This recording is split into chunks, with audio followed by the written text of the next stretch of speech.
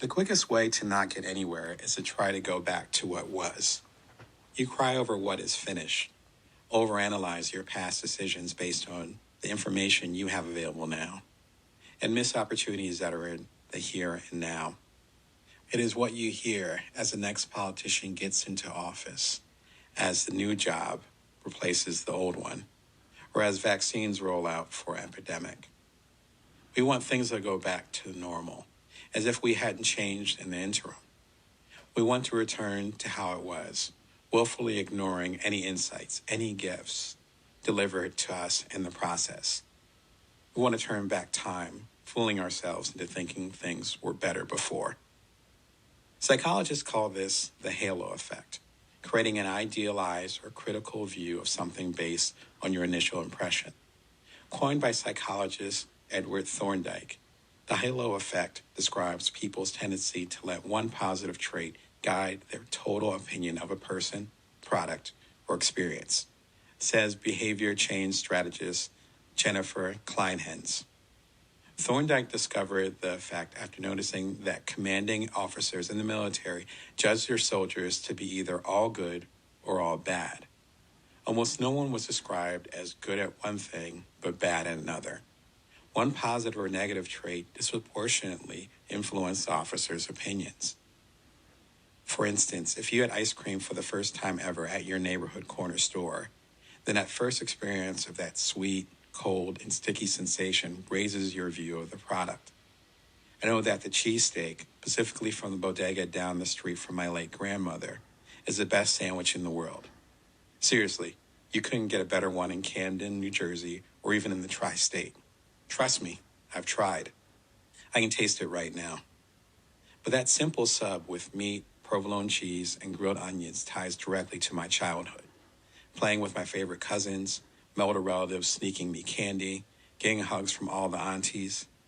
I can think of a dozen other foods that give me the same reaction, as I'm sure you can too. And I know other Jerseyites are making an equally passionate argument for their corner cheesesteaks.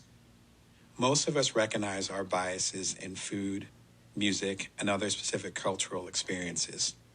When it comes to our other firsts, though, our first management position, our first job where we bonded with our coworkers beyond the workplace, our first role making enough money to feel financially secure, then it is a lot tougher to see our idealization. Our bias ties to a new phenomenon, too, called nostalgic preferences. In short, the past will always be better than the present. It doesn't matter if it was your first time or not.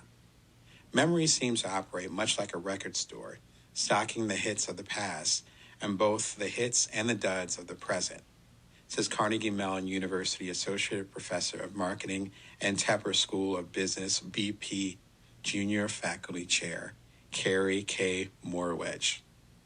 Rather than recognize this bias, however, we mistakenly believe that what we remember is representative of the entire category of experiences, giving rise to nostalgic preferences.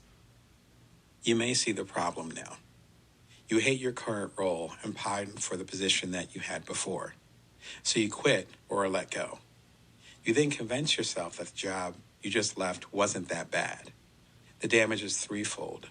You frame the narrative so idealistically that you don't break down exactly why you're so unhappy. You don't honor those intense feelings in the past and thus set yourself up with some serious emotional baggage to unpack in your next job. And since you didn't learn and crystallize the lessons from the past, you're more likely to be in a similar situation again with any new role you take. Like any breakup, you need time to mourn the loss, reflect on what you'll miss, and then synthesize any insights. If you're like me, you may have even found yourself angry at being at a job, sad when the job ended, and missing it much later. We're all guilty of a little revisionist history. Unfortunately, our myopic, past idealizing approach makes us brittle and harsh in how we treat ourselves, and worse, each other.